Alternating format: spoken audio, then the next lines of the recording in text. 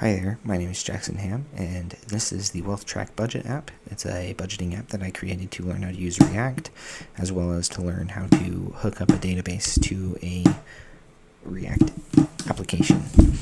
So when you first open it up, you're going to be put in this login screen. If you haven't registered before, you'll click here and you can register, but because I have registered, I'm just going to log in.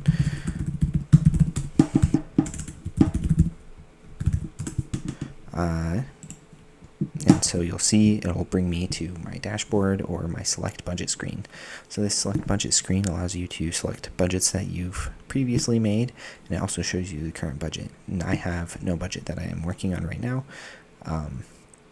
so everything in here will be empty. But I'll go ahead and hit select budget, and it will load the budget in, and you'll be able to see that I have some categories created. Now the way that this app works is the idea of envelopes.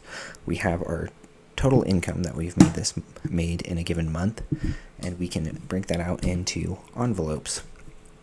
The way that these envelopes work is we define where the money is coming from, if it's a fixed or a percentage-based cost, and we give it a value, and then we can give it a name.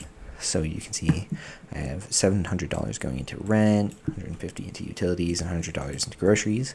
And then here you can see we have this running total for 50%. So that 50% of whatever's left over after these three, which are from the total balance, we are going to put into savings. And then we're going to have some recreational spending, and then we have investments is 100% of whatever's left over after all of the rest.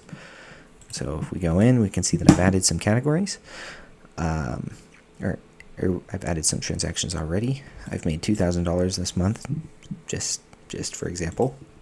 You can see the remaining total balance that we haven't spent and unallotted money, which is 0 because 100% of whatever is remaining went into the final category. We can see I have rent. I can add a transaction, or I can edit a transaction, and it'll load in the data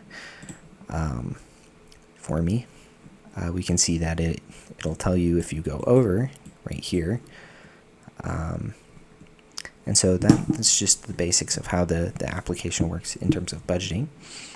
Now, when I'm done with this, I can save a copy of this into the database, and you'll see it'll save another copy of it.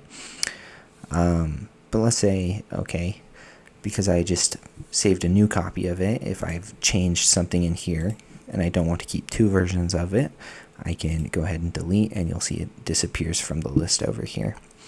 I can also hit create new budget, and it'll go ahead and give me a new budget to work with.